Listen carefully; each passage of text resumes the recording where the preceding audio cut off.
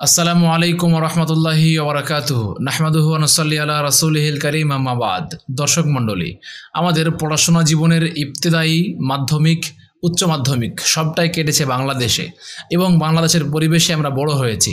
কিন্তু যদি কারো পড়াশোনার ইবতেদায়ী শাখা এবং এর সাথে মাধ্যমিক, উচ্চ মাধ্যমিক সবটাই যদি সৌদি আরবে হয়ে থাকে এবং উচ্চ মাধ্যমিক পাশ করে গিয়ে তার স্নাতক কিংবা স্নাতকোত্তর এই স্বপ্নগুলো হয় বিদেশের মাটিতে, তাহলে তার জীবনটা কেমন হয়, তার লাইফস্টাইল কেমন হয়, পড়াশোনার সিলেবাসটা কেমন হয়, আমরা সেগুলো নিয়ে জানবো আজকের শিক্ষা সংলাপের মেধাবী মুখের কাছ থেকে।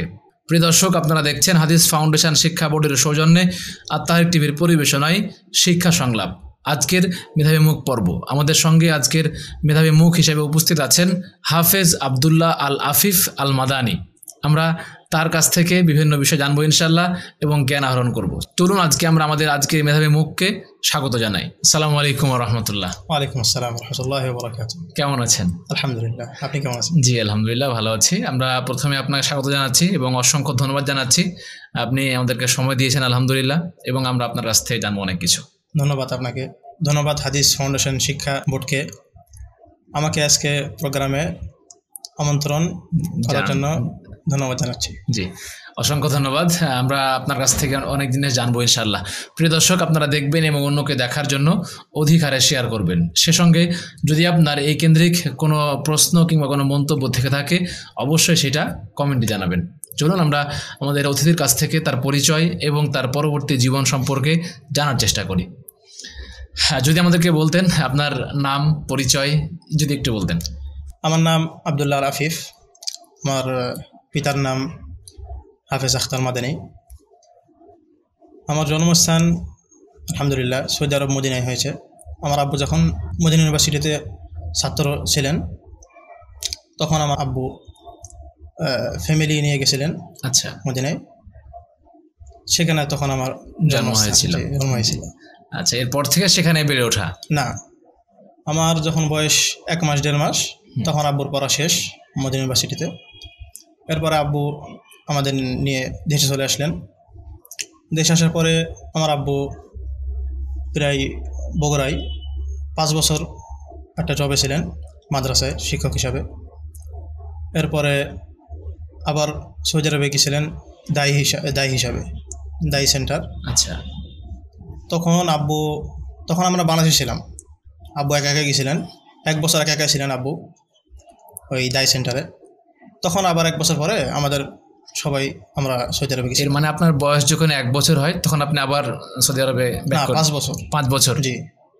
আচ্ছা, এর মানে আপনার আব্বু দেশে আসার পরে এখানে ছিলেন 5 বছর পড়াশোনা শেষ করে, তারপরে দিন আবার সেখানে চলে যান। জি, দায়ী হিসেবে যান। ওখানে 1 বছর পরে আপনার আবার সবাই মিলে সেখানে যান। এর ফাঁকে কি আপনার পড়াশোনা বাংলাদেশে শুরু হয়েছিল কিনা? ওইভাবে শুরু হয়নি, আম্মু বাড়িতে আম্মুর কাছে যতটুকু সম্ভব হয় ততটুকু, এমনি স্কুল লাইনে পড়া হয়নি। আচ্ছা আচ্ছা, তার মানে আপনার জীবন পরিক্রমার জন্মস্থানটা হলো আপনার সৌদি আরবে, পরবর্তী সময়ে বাংলাদেশে আসা হলো, এরপরে আবার সৌদি আরবে ব্যাক করা হলো। জি অসংখ্য ধন্যবাদ। প্রিয় দর্শক, আপনারা দেখছেন শিক্ষা সংলাপ আজকের মেধাবী মুখ পর্ব। মেধাবী মুখ পর্বে আমাদের সঙ্গে মেধাবী মুখ হিসাবে আছেন হাফেজ আবদুল্লাহ আল আফিফ। আমরা তার কাছ থেকে তার জীবন সম্পর্কে জানবো। আমি কিছু তথ্য দিয়ে রাখি। উনি হচ্ছেন হাফেজ আখতার মাদানীর উনি বড় পুত্র, এবং তারপরে আরও তার ভাই বোনেরা আছে আলহামদুলিল্লাহ, আমরা তার কাছ থেকে জানবো ইনশাল্লাহ।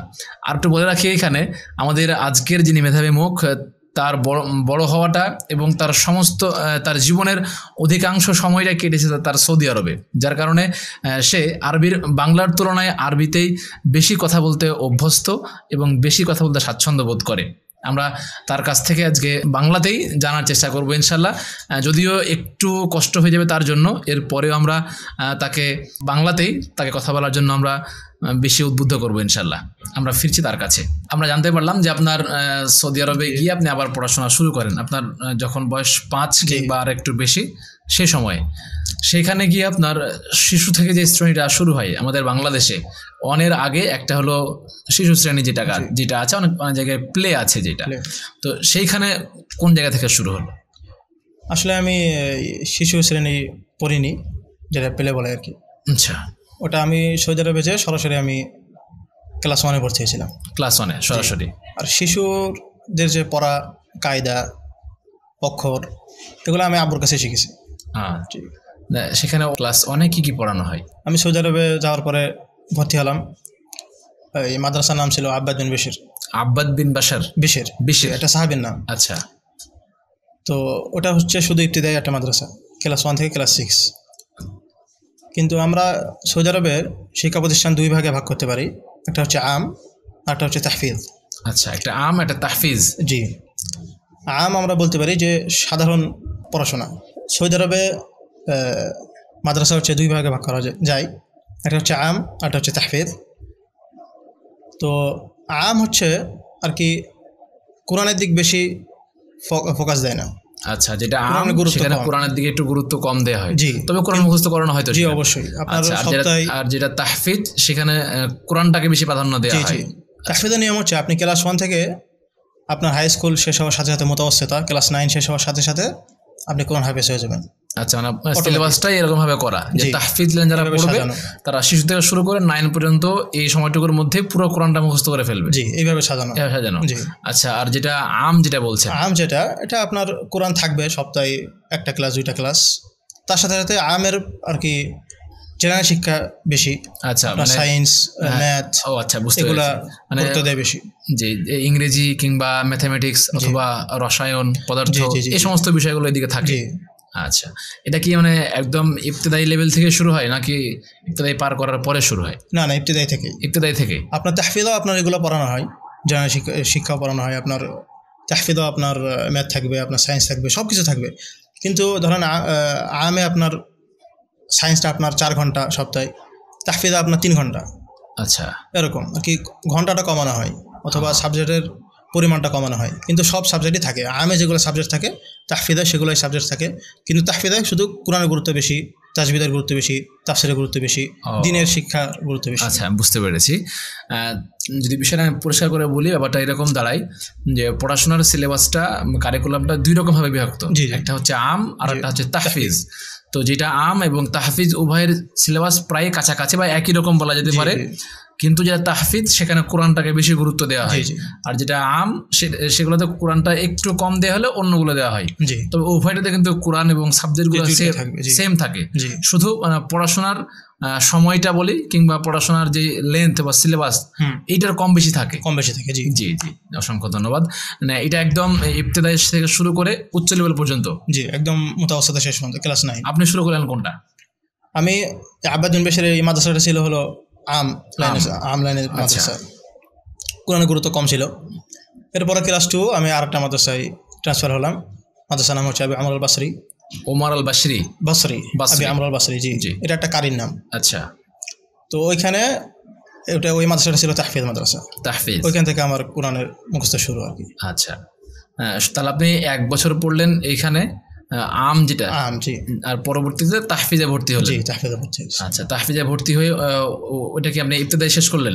ইবতিদায়ী শেষ করছে এবং তারপরে মুতাওয়াসসিতা গেছি একই প্রতিষ্ঠানে। জি, আচ্ছা।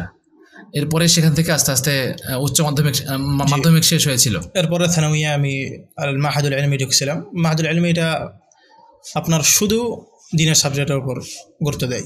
মাহাদুল ইলমি এটা থানাউইয়া, আপনি যখন যেটা কলেজ আর কি। জি, আপনি সৌদি আরবের থানাউইয়া আর কি কয়ভাবে বিভক্ত আছে, মাহাদ আছে, আবার থানাউইয়া আম আছে। থানাউইয়া আম আপনার যেটা সায়েন্সের বিষয়ে বেশি গুরুত্ব দেয়, আর দ্বীনিয়া সাবজেক্ট একদম কমে যায় থানাউইয়া ঢোকার পরে। আচ্ছা, আর মাহাদ লাইন হচ্ছে আপনার দ্বীনের সাবজেক্ট থাকবে শুধু আপনার।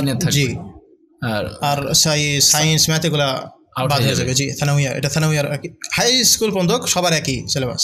ও আচ্ছা, কিন্তু থানাউইয়ার পরে আপনি হয় সায়েন্সে ঢুকবেন অথবা শারঈ যেটা। আচ্ছা, আপনি যারা এখন যেটা যুক্ত হলো, আমরা একটু জানছিলাম তাহফিজ আর আম, আর এখন বললেন মাহাদের বিষয়টা। মাহাদের থানাউইয়া, জি, মাহাদের থেকে শুরু, মাহাদ সামাবিয়া থেকে শুরু হয়। জি, আচ্ছা, আমি যেটা বুঝতে পারলাম তাহলে একটা ছিল আম আর একটা তাহফিজ, আর এখন একটা বললেন মাহাদের কথা। এই মাহাদ কি মানে উচ্চ মাধ্যমিক থেকে শুরু হচ্ছে নাকি আরো আগে থেকে শুরু হচ্ছে? মাহাদটা মুতাওয়াসসিতা থেকে শুরু হয়। মুতাওয়াসসিতা মানে মাধ্যমিক থেকে শুরু হয়, মাধ্যমিক হাই স্কুল যেটা। জি, আপনি ইবতিদায়ীতে শুধু আম তাহফিজ আছে, আর মুতাওয়াসসিত থেকে আপনার হয় মাহাদ অথবা মুতাওয়াসসিত আম অথবা মুতাওয়াসসিত তাহফিজ। আচ্ছা, আপনার মুতাওয়াসসিত আম থেকে শুরু করি। মুতাওয়াসসিত আম ইবতিদাই আমের মতনই আপনার সায়েন্সের বিষয় একটু বেশি থাকবে, দিনের বিষয় থাকবে, কোরআনের গুরুত্ব একটু কম, শুধু আর কি তিলাওয়াত করানো হয়, শিক্ষা আর কি কোরআন পড়া শেখানো হয়, মুখস্থর গুরুত্বটা কম। আর মুতাওয়াসসিত তাহফিজ যেটা আপনার ওই যে ইবতিদাই থেকে শুরু করছে তাহফিজ, সে ক্লাস 9 পর্যন্ত ওই একই সিলেবাসে চলতেছে, সেটা কোনো চেঞ্জ হচ্ছে না, না একই সিলেবাস চলতেছে, ও ক্লাস 9 শেষ করলে ও হাফেজ হয়ে যাবে। আচ্ছা আচ্ছা, এটা মুতাওয়াসসিত তাহফিজ। আর মাহাদের সেকশন হচ্ছে আপনার হেফজের গুরুত্ব আছে এবং দ্বীনের গুরুত্ব অনেকটা বেশি আর কি। মাহাদে আপনার যেগুলো বই পড়ানো হবে এগুলো আর কি বড় বড় আলেমরা যেগুলা লিখেছেন, বড় বড় ইসলামের যেগুলো প্রসিদ্ধ বই আলেমদের কাছে, ওই লেভেলের অন্যরা যা পড়বে না তার চাইতে অ্যাডভান্স লেভেলের গ্রামাটিক্যাল বিষয় বলি কিংবা শারীরিক বিষয়গুলো বলি মাহাদে বেশি পড়ানো হবে। আর মাহাদে আর সায়েন্সের আর কি জেনারেল শিক্ষা একদম একটু কম, একদম কম থাকে, জি একদম কম থাকে, শুধুমাত্র আর কি। আচ্ছা আচ্ছা, এই জায়গাটায় আমি একটা জিনিস আমি বুঝতে পারলাম যে দেখেন আমাদের দেশের শিক্ষা ব্যবস্থাটা কীরকম। আমি একটু বলি আপনাকে যে একটা পুরোটা জেনারেল শিক্ষা আর একটা পুরোটা অ্যারাবিক শিক্ষা। যদিও কিছু কিছু প্রতিষ্ঠানে যারা অ্যারাবিক লাইন বা মাদ্রাসা লাইনে পড়াশোনা হয় সেখানে বাংলা, ইংরেজি, ম্যাথ এগুলো পড়ানো হয়, কিন্তু হ্যাঁ আমাদের মাদ্রাসার যেমন এটা হয়ে থাকে, কিন্তু যেটা জেনারেল সাবজেক্ট বা জেনারেল যেটা সেখানে কিন্তু মানে আরবির কিংবা পবিত্র কোরআনের এগুলো ওই রকম ভাবে গুরুত্ব দেওয়া হয় না। ব্যাপারটা খুবই দুঃখজনক দেখা যায়।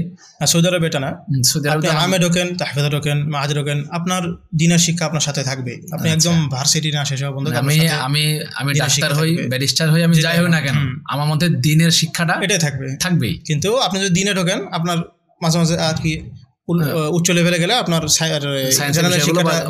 বাদ হয়ে যাবে, কিন্তু মানে দিনের ক্ষেত্রে এটা বাদ পড়বে, এটা থাকবেই। আচ্ছা, যদি আমরা একটু হায়ার লেভেলের সায়েন্সের সাবজেক্ট কিংবা হায়ার লেভেলের ওইগুলোর কথা বলি, ওইখানেও কি এই হাদিস কোরআনগুলো থাকে কিনা? যেমন এখানে হাদিস কোরআনের যে সাবজেক্টগুলো যখন আসলো, যখন উচ্চ মাধ্যমিক কিংবা তার উপরে গিয়ে স্নাতকে গিয়ে ওইখানে যারা শরিয়া পড়তে চায় তা তো শরিয়া পড়ছেই থাকছেই, কিন্তু যারা শুধু জেনারেলগুলো পড়তে চায়, যারা জেনারেল পড়তে চায় তাদের মধ্যে তখন কি মানে দিন সাবজেক্টগুলো থাকবে কিনা? জি থাকবে, এটা ভার্সিটি তো থাকবে, সব লেভেলে থাকবে। জি সব লেভেলে থাকবে, আপনার দিনের সাবজেক্ট থাকবে আপনার সাথে। আচ্ছা, যতক্ষণ মধ্যে আপনার পড়াশোনা না শেষ হবে। আচ্ছা, মাশাআল্লাহ, অসংখ্য ধন্যবাদ। হ্যাঁ প্রিয় দর্শক, আমরা তার কাছ থেকে জানলাম আলহামদুলিল্লাহ যে সেখানকার পড়াশোনার কারিকুলামটা বা সিলেবাসটা কীরকম এবং তারা কোন আঙ্গিকে পড়ান। আমরা এরকমভাবে আরও অনেক জিনিস জানবো। আপনারা দেখছেন হাদিস ফাউন্ডেশন শিক্ষা বোর্ডের সৌজন্যে শিক্ষা সংলাপ। আজকের মেধাবী মুখ পর্ব, আমাদের সঙ্গে আমাদের স্টুডিওতে আছেন হাফেজ আবদুল্লাহ আল আফিফ। আমরা তার কাছ থেকে তার জীবনের অভিজ্ঞতা এবং পড়াশোনা সম্পর্কে জানবো। আপনারা জানবেন ইনশাল্লাহ, এবং এই প্রোগ্রামটি অন্যকে দেখানোর জন্য অধিকারে শেয়ার করবেন। শেষ পর্যন্ত আমাদের সঙ্গে থাকবেন। আচ্ছা, এবার আমাকে একটু জানাবেন যে সেখানকার শিক্ষা প্রতিষ্ঠানের পরিবেশগুলো কেমন, বা শিক্ষা প্রতিষ্ঠানের পড়াশোনার মান নিয়ে তোমার কথা বললামই, সেখানকার অবকাঠামো দিক যদি বলি, শিক্ষকরা কেমন আন্তরিক, ছাত্ররা কেমনভাবে গ্রহণ করে, যদি এই বিষয়গুলো একটু বলতেন। আসলে আমি যে সৌদি আরবে আমি আজনবী অথবা আজমি হিসাবে সৌদি আরবে পড়াশোনা করছি, এটা কখনো কোনো শিক্ষক অথবা কোনো ছাত্র আমাকে বুঝতে দেয়নি। আমি কখনো বুঝতে পারিনি যে আমি ওদের থেকে আলাদা। আচ্ছা, মানে আপনি যে জাতিতে আলাদা, তারা যে জাতিতে একদম পুরোপুরি আরাবিয়ান, আপনি যে বাঙালি, তারা এই ফিল্ড আপনাকে করতে দেয় না, কখনো সবসময় আপনাকে আপন করে রেখেছে। সবসময় আমাকে আপন করে রাখতো, ছাত্ররাও, এমনকি বিশেষ করে শিক্ষকরা বরং আর কি যারা আজনবী ছাত্র, আজমি ছাত্র, তাদের একটু চেষ্টা বেশি থাকতো পড়াশোনার ভালো হওয়ার জন্য। আচ্ছা, সৌদিদের অত চেষ্টা না থাকলেও আজনবী যারা বাইরে থেকে আসছে তাদের চেষ্টা একটু বেশি, সেজন্য তারা একটু রেজাল্ট ভালো করে। সেই জন্য দেখা যায় অনেক সময় শিক্ষকরা এই আজনবী আজমি ছাত্রদের বেশি ভালোবাসে সৌদি ছাত্রদের থেকেও, এবং সবসময় আপন মনে করে। আপনি কিছু চাবেন, কোনো প্রশ্ন করবেন, আপনি তার সাথে কথা বলবেন, সব কোনো আর কি তারা সব সেটাকে আনন্দে গ্রহণ করে, কেউ কখনো বিরক্ত হবে না। আচ্ছা, যাক আলহামদুলিল্লাহ। ছাত্ররা যারা ছাত্র থাকতেন যারা শ্রেণীকক্ষে, তারা পড়াশোনার প্রতি কতটা মনোযোগী থাকতো? আসলে এই সৌদিদের মধ্যে যারা ভালো পড়াশোনা করে তারা অনেক ভালো ছাত্র হয়, কিন্তু দেখা যায় যে সৌদিদের মধ্যে অনেক কি গুরুত্ব একটু কম থাকে। জি, একটু কম থাকে, কারণ ওদের দেশ। হ্যাঁ, এটা বাংলাদেশের ক্ষেত্রেও হয়, দেখা যায় যে বাহির থেকে কোনো একটা শিক্ষার্থী যদি এখানে পড়তে আসে তার আগ্রহ বেশি থাকে, আর স্থানীয় যদি কেউ পড়ে তাহলে তার আগ্রহ কম থাকে তার তুলনায়। এটা হয় আর কি। জি, আচ্ছা, সেখানকার ক্লাসরুমগুলো এবং শ্রেণীকক্ষের বা প্রতিষ্ঠানের কোনো মাঠ বা এরকম যদি বিষয়গুলো কিছু বলতেন। জি, ওখানে প্রতিষ্ঠানগুলো সব আলহামদুলিল্লাহ সব ভালো, এবং প্রত্যেক প্রতিষ্ঠানে একটা মাঠ থাকবে, গাড়ি পার্কিং থাকবে, টিফিনের জন্য ফাঁকা মাঠ থাকবে, খেলাধুলার জন্য একটা মাঠ থাকবে, এবং অবশ্যই প্রত্যেক রুমে এসি, ফ্যান। জি, সবকিছু মিলিয়ে পড়াশোনা উপযোগী পরিবেশ। জি একদম। আচ্ছা, আমাদের যেমন বাংলাদেশে দেখা যায় অনেক প্রতিষ্ঠান আবাসিক থাকে, আবার অনাবাসিক থাকে, আবার কোনো কোনো প্রতিষ্ঠান ডে কেয়ারও থাকে।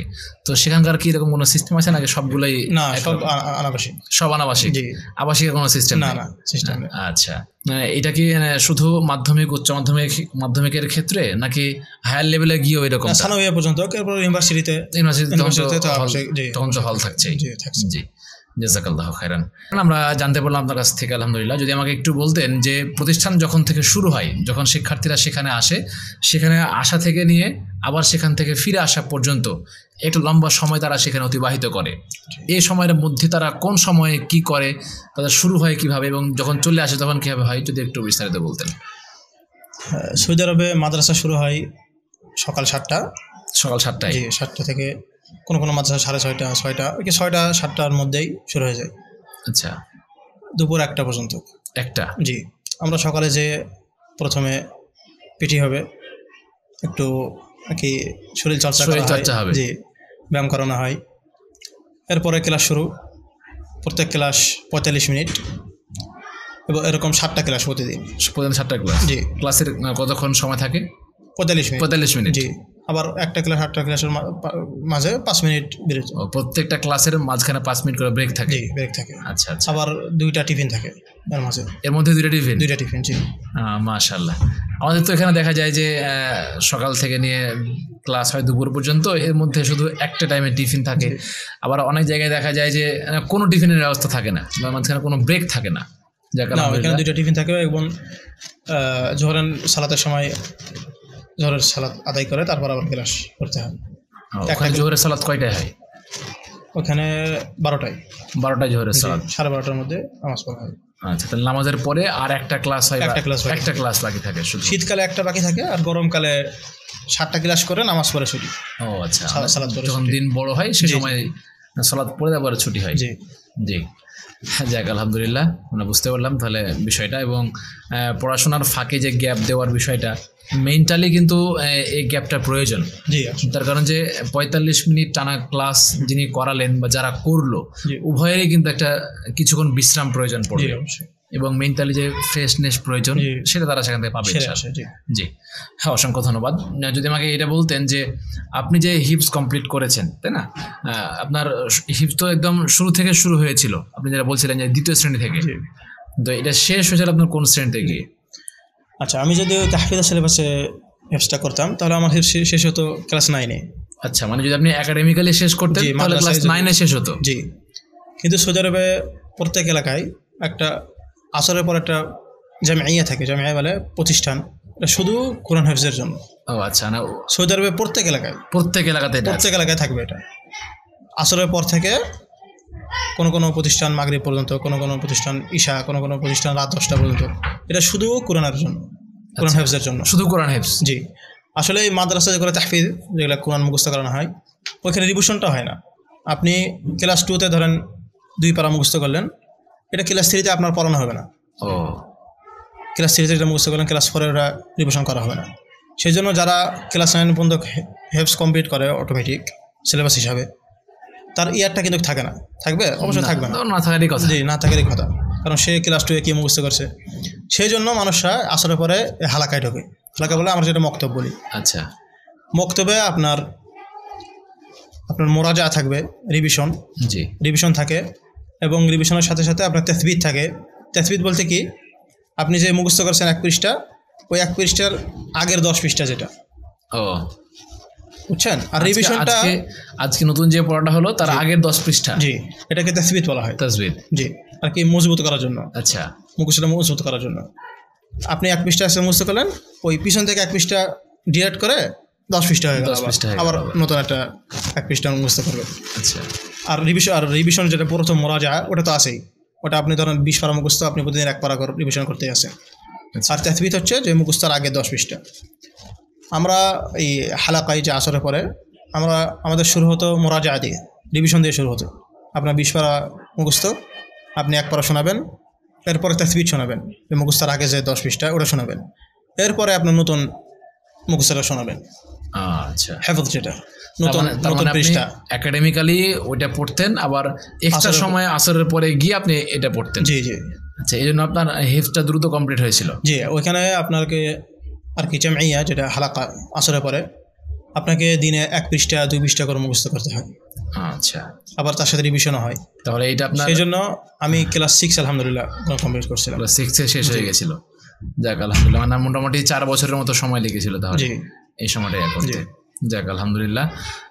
আমরা যদিও জানি যে পবিত্র কোরআনের তিলাওয়াতটা একাধিক রকমভাবে করা যায়, 7 রকমভাবে করা যায় যদি আমি জানি আমরা। তো সেইখান থেকে আপনি এগুলো শিখেছিলেন কিনা? জি, আমার আলহামদুলিল্লাহ ইজাজা আছে হাফস করার। তাহলে আমরা আপনার কাছ থেকে যদি একটু তেলাওয়াত শুনি। ওটা বলি যে হাফসের, হ্যাঁ, আমার কাছে আলহামদুলিল্লাহ ইজাজা আছে, আসম করার ইজাজা। এবং আসম করার 2টা বর্ণনা আছে, রিওয়ায়াত আছে। একটা হচ্ছে হাফস আন আসম, আর একটা হচ্ছে শুবা আন আসম। হাফস আন আসম ইনি একভাবে পড়েন, আর শুবা আন আসম উনি আরেকভাবে পড়েন। 2টা বর্ণনা আর কি। আসম উনি একটা কারি, ওনার থেকে 2টা বর্ণনা আসছে। আচ্ছা, আমার আলহামদুলিল্লাহ 2টা বর্ণনার উপরে ইজাজা আছে। আচ্ছা, ইজাজা বলতে সনদ যেটা বলা হয় আমার। আচ্ছা, জি, সনদের যে ধারাবাহিকতা যেটা, জি ধারাবাহিকতা, সেটা আপনার আছে আলহামদুলিল্লাহ। যাক আলহামদুলিল্লাহ। আমরা একটু তেলাওয়াত শুনি আমরা একটু। আচ্ছা, আমাদের বাংলাদেশে এটা পড়া হয় এটা হাফস আন আসম। এটা বিশ্বের বেশির জায়গায় পড়ানো হয় হাফস আন আসম। আরও অনেক কেরাত আছে, ওয়ার্শ আছে, কালুন আছে, এরকম অনেক কেরাত আছে। আমাদের বাংলাদেশে এটা চলে হাফস আন আসম, যেটা এমনি সবসময় আমরা শুনতে পারি। আমার কাছে যেটা আছে শুবা আন আসম, এটা এক্সট্রা আছে আলহামদুলিল্লাহ। ওটা থেকে একটু পড়ি। হ্যাঁ, ইনশাআল্লাহ। আউযু বিল্লাহি মিনাশ শাইতানির রাজীম। বিসমিল্লাহির রহমানির রহিম। ওয়াইলুল লিকুল্লি হুমাযাতিল লুমাযাহ الذي جمع مالا وعدده يحسب أن ماله أخلده كلا لينبذن في الحطمة وما أدراك ما الحطمة نار الله الموقدة التي تطلع على الأفئدة إنها عليهم موصدة في عمد ممددة। আচ্ছা, তাহলে মেইন পার্থক্যগুলো হয় কোথায়? কোন কোন শব্দ, যেমন ওমা আদরাকা আমি ওমা আদরাকা বলছি। আচ্ছা আচ্ছা। মুসাদা আমি বলছি মুসাদা। ফি আমাদিম মুমাদ্দাদা ফি উমুদিম মুমাদ্দাদা। এরকম পুরো কোরআনে কোন কোন শব্দে পার্থক্য। এটা শুধুমাত্র একটা বর্ণনা, একটা রিওয়ায়াত। আচ্ছা, আরো এরকম 7টা ভাষা তো আছে। যাক আলহামদুলিল্লাহ, সেই 7টা ভাষা নিয়ে পড়লে আরো অনেক পার্থক্য বোঝা যাবে। আচ্ছা, মাশাআল্লাহ, আপনাকে অসংখ্য ধন্যবাদ। আমরা জানছি আলহামদুলিল্লাহ, আমরা আরও জানার চেষ্টা করবো ইনশাআল্লাহ। প্রিয় দর্শক, আপনারা দেখছেন হাদিস ফাউন্ডেশন শিক্ষা বোর্ডের সৌজন্যে শিক্ষা সংলাপ আজকের মেধাবী মুখ পর্ব। আমাদের সঙ্গে স্টুডিওতে আছেন হাফেজ আবদুল্লাহ আল আফিফ। আমরা তার কাছ থেকে বিভিন্ন বিষয়ে জানছি এবং তার সৌদি আরবে পড়াশোনা সম্পর্কে জানছি। আমরা পরবর্তীতে আরও বিষয়ে জানার চেষ্টা করবো ইনশাআল্লাহ। আচ্ছা, আপনি একজন বাঙালি ছিলেন এবং সেখানে পুরোপুরি একটা সৌদি আরব বা পুরোপুরি তারা আরবিক স্টাইল পড়াশোনা করতেন কীভাবে, যদি একটু বলতেন। আসলে পড়াশোনা ছোটোবেলা থেকে আমার আব্বুর ইচ্ছা এবং আব্বুর চেষ্টা যে আমাদেরকে হাফেজ বানাবে। তো আমার আব্বু অনেক চেষ্টা করতো আমাদের শেখার জন্য। সেই ক্ষেত্রে ছোটোবেলা থেকে আব্বুর কাছে পড়াশোনা। আমার আব্বার কাছেই আমি কায়দা শিখছি, কোরআন পড়ার যে কায়দা ছোটো বাচ্চাদের এটা পড়ানো হয়। তো আব্বুর কাছে অনেক সূরা মুখস্থ করেছি ছোটোবেলা থেকেই, মাদ্রাসা ঢোকার আগেই। তো সেই জন্য আমি আমার পিতার প্রতি অনেক কৃতজ্ঞ, কারণ ওনার হাতে আমি শুরু করছি আর কি। জি, এটা আসলেই প্রত্যেক পিতার করার উচিত আর কি। প্রত্যেক পিতার এরকম হওয়া উচিত যে আপনার কাছে যেন আপনার সন্তান প্রাথমিক জ্ঞানটা শিখতে পারে। বিশেষ করে সূরাতুল ফাতিহা, বিশেষ করে কোরআন শিক্ষাটা এটা যেন আপনার কাছে শিখতে পারে। আচ্ছা আচ্ছা, এটা প্রত্যেক পিতার উচিত। কারণ আপনার যেমন সূরাতুল ফাতিহা একটা মানুষ দিনে কয়বার পড়ে? কমাস কম 17 বার। তো আপনি যদি একটা বাচ্চাকে সূরাতুল ফাতিহা শেখান, সে যতবার পড়বে এই সূরাটা ততবার আপনার নেকি। সেই জন্য প্রত্যেক পিতার উচিত যে সে যেন শুদ্ধভাবে কোরআন পড়া শিখবে এবং বিশেষ করে সূরাতুল ফাতিহা ভালো করে শিখবে এবং কোরআন পড়ার নিয়ম কানুন তাজবিদ কায়দা এটা আমাদের কাছে শিখবে এবং সে অবশ্যই চেষ্টা করবে তার ছেলেকে এটাই শেখানো। আচ্ছা, বিশেষ করে কোরআনটা শেখানো, কারণ একটা মুসলমানের সন্তান সারা জীবন কোরআন পড়বে, সারা জীবন সালাত আদায় করবে, সারা জীবন সূরাতুল ফাতিহা বলে না দিনে দিনে একটা মানুষ 17 বার পড়ে, তো 17 বার যতবার পড়বে নেকিটা আপনি পাচ্ছেন।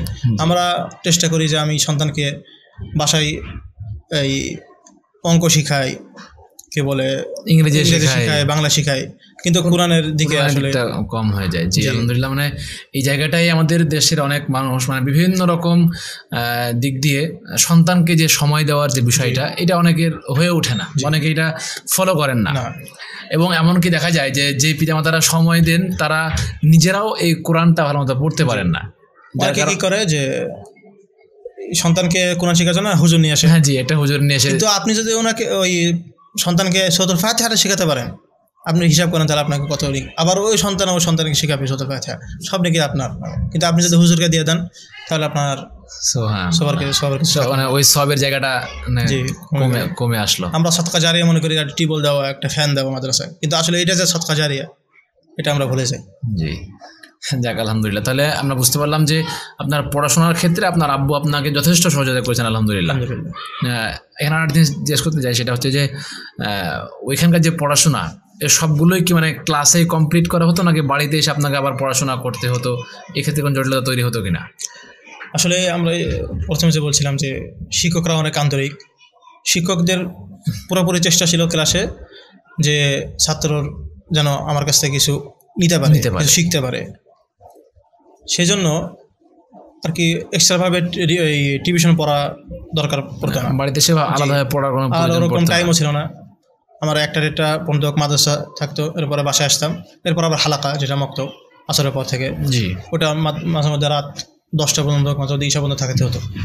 সেই ক্ষেত্রে টিউশন পড়ার টাইমও থাকতো না ওরকম, আর টিউশন পড়ার প্রয়োজনও পড়তো না, কারণ ক্লাসে যেহেতু পড়াশোনা ভালো করে হয়ে যেত। আবার আপনি কিছু নাও বুঝে থাকেন তাহলে আপনার প্রত্যেক বইয়ে প্রত্যেক বিষয়ের কাছে একটা বারকোড থাকে। আচ্ছা, আপনি মোবাইলে বারকোড স্ক্যান করলে আপনার সরাসরি ইউটিউবে আপনার ওই ক্লাসটা আবার। ও আচ্ছা আচ্ছা, এর মানে বইয়ের সঙ্গে ওই কিউআর কোড দেওয়া থাকছে, বুঝতে না পারলে আমি জাস্ট স্ক্যান করলে আমাকে টিচার সেটা বুঝিয়ে দিচ্ছেন। না, আপনি ইউটিউবে ভিডিও পাওয়া যাচ্ছে। তাও যে না বোঝা যায় আপনি কালকে শিক্ষককে যে বলবেন, আপনাকে অবশ্যই টাইম দিবেন। মাশাআল্লাহ, যাক আলহামদুলিল্লাহ, তাহলে শিক্ষার অনেকগুলো ভাগ আমরা বুঝতে পারলাম এবং আপনার পড়াশোনায় আপনার আব্বু আপনার পরিবার আপনার যথেষ্ট সহযোগিতা করেছে এবং আপনার পিতার সবসময় চেষ্টা ছিল যে যেন তার সন্তানরা হাফেজ হন আলহামদুলিল্লাহ। এবং আপনি তো হাফেজ, আপনার ছোট ভাই তো মনে হয় হাফেজ? আমার বড় আপু হাফেজ। আচ্ছা আচ্ছা, আপনার পুরো তাহলে হাফেজ কয়জন হচ্ছেন আপনারা? 3জন। আচ্ছা, আপনার আব্বু সহ 4জন হাফেজ আপনারা। যাক আলহামদুলিল্লাহ, আমরা আমাদের অধিকাংশের কিন্তু স্বপ্ন এইটা যে আমাদের পরিবারটা যেন পবিত্র কোরআনের হাফেজ থাকে এবং সে জায়গা থেকে আপনার পরিবারে আপনার 4জন আপনারা হাফেজ। আমরা দোয়া করি যেন মহান আল্লাহ তাআলা আপনাদেরকে এর বিনিময়ে ইহকালে পরকালে শান্তি ও মুক্তি দান করেন। আল্লাহুম্মা আমিন। জি, আপনাকে অসংখ্য ধন্যবাদ। আমরা আপনার কাছ থেকে আস্তে আস্তে জানছি ইনশাআল্লাহ। যদি আমাদেরকে এবার একটু বলতেন যে শিক্ষার্থীরা সফল হতে চায় কিংবা পড়াশোনায় ভালো করতে চায়, ফলাফল ভালো করতে চায়, তাদের কিছু বৈশিষ্ট্য কিংবা তাদের কি কি করা প্রয়োজন আপনি কি মনে করেন? আসলে আমি যে একটা সফল শিক্ষার্থী এটা আমি মনে করি না। আল্লাহ যেন আমাকে সফল করুক দুনিয়ায় বা আখিরাতে, দোয়া করি, আপনারা দোয়া করবেন। জি ইনশাআল্লাহ। আর আমি ওইটুকু বলবো যে আমার আব্বা আমার যেটা বলতো, আমার শিক্ষকরা যেটা বলতো, ওটা আপনাদের সামনে উঠে তুলবো আর কি। জি ইনশাআল্লাহ। আপনার ইলম অর্জন করার শুরুতে আপনার অবশ্যই ইখলাস থাকতে হবে। ইখলাস থাকতে হবে, এটা অবশ্যই। যে আপনার ইলম যেন আল্লাহকে সন্তুষ্ট করার জন্য, আপনার উপর থেকে মূর্খ দূর করার জন্য যেন আপনার ইলম অর্জনটা করা হয়। আচ্ছা, ইলমটা যেন অন্য কোনো উদ্দেশ্যে না হয়, রিয়া যেন না হয়। আচ্ছা, রিয়া যেন না হয় কিংবা মানুষকে দেখানো যেটা সেটা যেন না হয়। আবার শুধু অর্থ ইনকাম বা শুধু দুনিয়া কামাই ব্যাপারটা যেন এরকম না হয়। অবশ্যই আপনার ইখলাস থাকতে হবে। আর ইখলাস থাকতে হবে। এই শরীয়তের ইলম এমন একটা ইলম যে আপনি পড়াশোনা করেও হবে না, আপনি রাত দিন পড়াশোনা করলেও হবে না আপনার যদি ইখলাস না থাকে। আপনি যদি জি অন্য যেগুলা জ্ঞান আছে আপনি পড়াশোনা করলে হতে পারে, হবে, আপনি সারাদিন পড়েন, ডাক্তারি পড়েন, আপনি একসময় ডাক্তার হবেন ইখলাস না থাকলেও। কিন্তু ইলম, এই শরিয়া ইলম যেটা, এটা আপনি ইখলাস না থাকলে আপনার কখনো অর্জন করতে পারবেন না।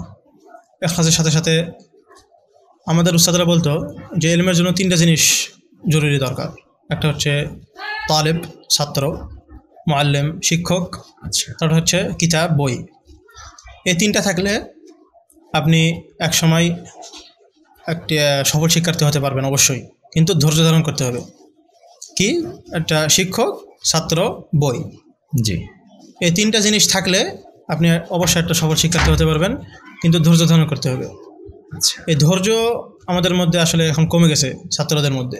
আমরা মনে করি যে 4-5 বছরে আমি আলেম হতে পারবো, 4-5 বছরে বড় কিছু হতে পারবো, বক্তা হতে পারবো, কিন্তু আসলে এর কোনো বয়স নেই। এটা সালাফদের মধ্যে অনেক উদাহরণ আছে, এমন আমাদের গালেব স্যার, আরও বড় বড় মাশায়েখদের উদাহরণ আছে। তিনি ছোটোবেলা থেকে পড়াশোনা, এখনও পড়াশোনা করতেছেন। জি, বড় বড় আলেমরাও এরকম ছোটোবেলা থেকে পড়াশোনা করছে, এখনও পড়াশোনা করতেছেন, কিন্তু এই যুগের ছাত্ররা মনে করে যে অল্প পড়েই অনেক কিছু হয়ে যাবো। আচ্ছা, আপনি যেটা বললেন ধারণা করাই ভুল। আমি যদি একটু বলি, আপনি বললেন ছাত্র, শিক্ষক, বই, এই 3টা থাকতে হবে, এর সঙ্গে যুক্ত হতে হবে ধৈর্য। তাহলে সফল শিক্ষার্থী অবশ্যই হওয়া যাবে ইনশাআল্লাহ। কিন্তু এখন যেটা দেখা যায় যে দিনী ক্ষেত্রে অনেক মানুষ এরকম আছেন যারা কোনো টিচারের বা দিনী কোনো আলেমের ছাত্র না হয়েও তারা দেখা যাচ্ছে যে মানে অনেক রকম বিষয় আছে তারা যাচ্ছে। এটা আসলে সালাফদের যুগ থেকে এটা নিষেধ করা হতো যে কেউ যেন শিক্ষক ছাড়া, তার শিক্ষক যেন বই না হয়। আচ্ছা, এটা সালাফদের অনেক আলোচনা আছে এরকম। সালাফদের বই পড়লে এটা আপনি দেখতে পারবেন।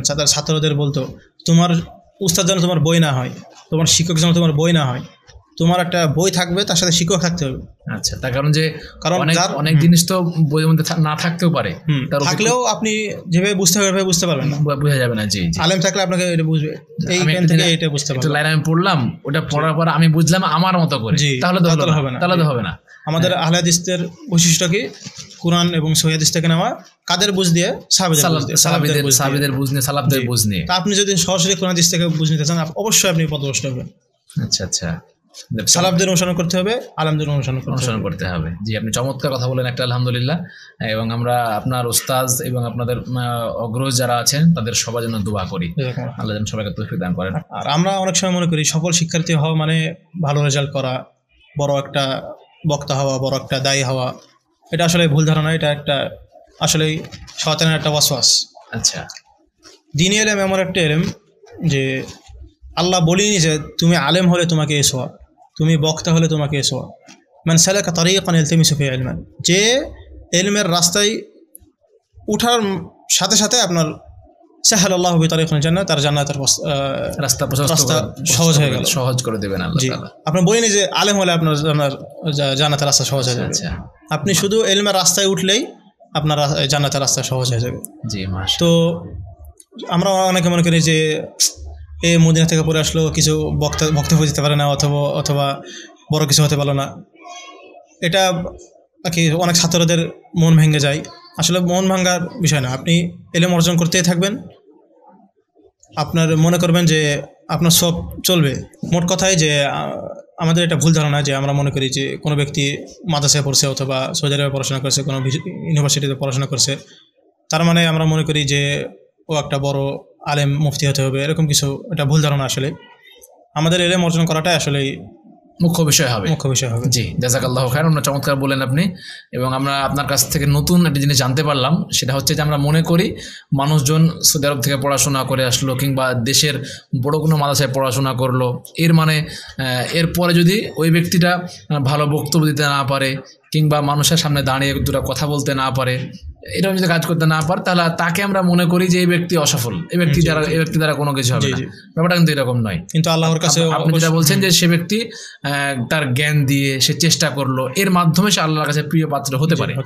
জি, আপনি এটাও বললেন যে একজন মানুষ যে তাকে বক্তব্য দেওয়া লাগবে, তার বক্তব্য দিলে এই নেকি, জি কিংবা সে সবার সামনে দাঁড়িয়ে কথা বলে তার এই নেকি, ব্যাপারটা কিন্তু এরকম নয়। না, ব্যাপারটা হচ্ছে যে কে কতটা চেষ্টা করলো, কতটা জ্ঞান অর্জন করলো, কতটা আমল করলো, কতটা ইখলাস তার মধ্যে রাখলো।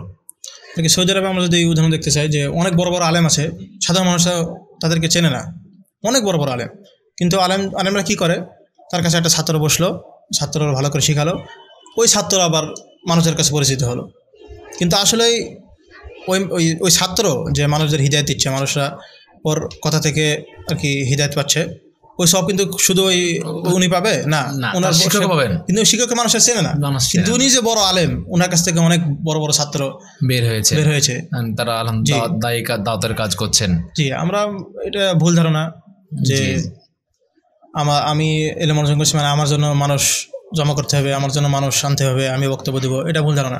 আপনি যেভাবে হোক আপনাকে দিনে প্রচার করতে হবে, আপনার পরিবারকে শেখাতে হবে, আত্মীয় স্বজনকে শেখাতে হবে, আপনার প্রতিবেশীকে শেখাতে হবে, এটা দাওয়াতের কাজ হয়। আর মাহফিল এবং ছাত্রদের বেশি বেশি আর কি বড় বড় মাহফিল, এটাই আমরা মনে করি এটাই শুধু দাওয়ার একটা পদ্ধতি, এটা ভুল ধারণা।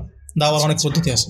জি জি, আল্লাহ রাসূল সাল্লাল্লাহু আলাইহি ওয়াসাল্লাম আবু জাহেলের কাছে যেতেন, উমরের কাছে যেতেন, শুধু আবু জাহেলের কাছে যেতেন, ওনার গেটে যে একজনের কাছে দাওয়াত দিতেন, মানে একজন একদম যে মাঠ ভর্তি আমার লোক লাগবে ব্যাপারটা কিন্তু এরকম নয়। দাওয়াতটা আমার একজনের ক্ষেত্রে হতে পারে, 10 জনের ক্ষেত্রে হতে পারে। আপনি মসজিদে যাচ্ছেন, দেখছেন একটা মানুষ নামাজ পড়তেছে না, আপনি অবশ্যই আপনাকে বলতে হবে যে আসেন নামাজ পড়েন, সালাত আদায় করেন। জি, আলহামদুলিল্লাহ। এটাই দাওয়াত। জি, আমরা শুরু করেছিলাম হলো ছাত্র, ভালো ছাত্র হতে হলে তার কি কি বৈশিষ্ট্য থাকতে হবে সেগুলো নিয়ে, যে আমরা সেগুলো এক বাক্যে বলি। আপনি যেটা বললেন প্রথমটা তার মধ্যে থাকতে হবে ইখলাস, প্রথম শর্ত হলো এটা। এরপরে ছাত্র, শিক্ষক, বই, এবং তার সঙ্গে থাকতে হবে ব্যাপক ধৈর্য, চেষ্টা করতে হবে এবং সামনের দিকে এগিয়ে যেতে হবে ইনশাআল্লাহ। জি, আমরা দোয়া করি আপনার জন্য। হ্যাঁ, আমরা জানলাম অনেক কিছু আলহামদুলিল্লাহ। আপনার পড়াশোনা শুরু হয়েছিল বাংলাদেশে, অল্প পরিমাণে বাংলাদেশে শুরু হয়েছিল, কিন্তু পরবর্তীতে একদম শুরু থেকে শুরু হলো সৌদি আরবে গিয়ে, এখন সেখানে পড়ছেন আলহামদুলিল্লাহ। এবং আমরা জেনেছি সেখানে আপনি মদিনা ইসলামী বিশ্ববিদ্যালয়ে পড়াশোনা করছেন। যদি একটু বলতেন যে সেখানে পড়াশোনার বা চান্স পাওয়ার যে বিষয়টা, সেটার প্রক্রিয়াটা কীরকমভাবে হলো? আচ্ছা, মদিনা ইউনিভার্সিটির এখন পুরো সৌদি আরবে এখন ইউনিভার্সিটি ভর্তি হওয়ার জন্য আপনার অনলাইন প্রতি বছরে অনলাইন আবেদন করার সুযোগ থাকে। আবেদনটা এই 28 তারিখে বন্ধ হয়ে যাবে, এই বছরের আবেদন। জি, তো আমি আসলে সৌদি আরবের সানামি সার্টিফিকেটে আবেদন করেছিলাম। আচ্ছা, সৌদি আরবের সার্টিফিকেট দিয়েই আবেদন করে আলহামদুলিল্লাহ মদিনা ইউনিভার্সিটিতে মাকবুল হয়ে আসলাম। আচ্ছা, তার মানে আমাদের বাংলাদেশ থেকে যেমন ওখানে চান্স পাওয়া যায়, সৌদি আরবের বিভিন্ন প্রতিষ্ঠানে পড়াশোনা করার পর আবেদন করা যায় সেখান থেকে। আর মদিনায়, বিশেষ করে মদিনা ইউনিভার্সিটিতে চান্স পাওয়ার জন্য তারা অনেক গুরুত্ব, হাফেজদের অনেক গুরুত্ব দেয়। আচ্ছা আচ্ছা, আবেদনের সময় এই হেফজ সার্টিফিকেট একটা আবেদন করার জন্য সুযোগ থাকে। এটা খুব আলাদাভাবে একটা ওয়েবসাইটে একটা থাকে আর কি, অপশন থাকে যে হেফজ সার্টিফিকেট দেওয়ার জন্য। আচ্ছা, তো ওরা সবসময় হাফেজদেরকে মূল্য করে আর কি। আপনি যদি সানামি সার্টিফিকেট দেন, কলেজের সার্টিফিকেট দেন, তার সাথে সাথে হেফজ সার্টিফিকেট দেন, আপনার প্রাধান্য বেশি হবে। আচ্ছা আচ্ছা, মানে চান্স হওয়ার পসিবিলিটি তখন বেড়ে যায়। জি, বেড়ে যায় যদি এটা থাকে আর কি। কোরআন হেফজ এবং মুতুন, যেগুলো আচ্ছা মুতুন হেফজ, জি, দুইটার বিষয়ে অনেক গুরুত্ব দেয় তারা। আচ্ছা, তার মানে আপনি সেখান থেকে আবেদন করে ওইটা দিয়ে আপনার চান্স হলো আলহামদুলিল্লাহ। জি, হ্যাঁ। আপনি সেখানে পড়ছেন কোন ডিপার্টমেন্টে? এখন কুল্লিয়াতুল হাদিস আছি। কুল্লিয়াতুল হাদিস, সেকেন্ড ইয়ার। হাদিস বিষয়ে পড়াশোনা চলছে আর কি। জি, অসংখ্য ধন্যবাদ। আপনি তো সেখানে পড়াশোনা করছেন, ভবিষ্যৎ পরিকল্পনা কি হতে চান ভবিষ্যতে? আসলে ওরকম কোনো পরিকল্পনা নেই, তো ইচ্ছা আছে, আবুর ইচ্ছা যে অনার্স শেষ করে ওই মদিনা ইউনিভার্সিটিতে মাস্টার্সের আবেদন করা, জি, পরীক্ষা দেবো ইনশাল্লাহ। আপাতত এইটাই সামনে লক্ষ্য আছে। জি, মাস্টার্সের পরে আবার ডক্টরেটের জন্য চেষ্টা করবেন। মদিনা ইউনিভার্সিটিতে অনার্স 4 বছর, মাস্টার্স 4 বছর, ডক্টরেট 4 বছর, মোট 12 বছর লেগে যাবে। জি, আচ্ছা, অনেক লম্বা পড়াশোনা। এটা আপাতত এটাই লক্ষ্য। সবকিছু মিলিয়ে দাইল আল্লাহ, ইনশাআল্লাহ। জি, আল্লাহ তাআলা আপনার সামনের পথ চলা সুগম করুন এবং আল্লাহ তাআলা আপনার পরবর্তী জীবনকে আরো স্বর্ণোজ্জ্বল করুক এবং ইহকালে পরকালে উভয়কালে আল্লাহ তাআলা আপনার সফল করুক। আল্লাহুম্মা আমিন।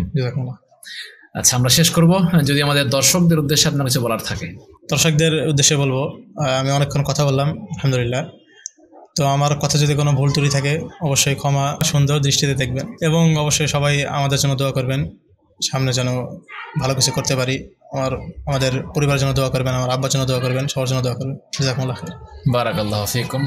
আপনাকে অসংখ্য ধন্যবাদ, আপনি দীর্ঘক্ষণ সময় দিলেন। আল্লাহ তাআলা যেন আপনাকে উভয় জগতে যেন আল্লাহ তাআলা আপনাকে সফল করেন, আল্লাহুম্মা আমিন।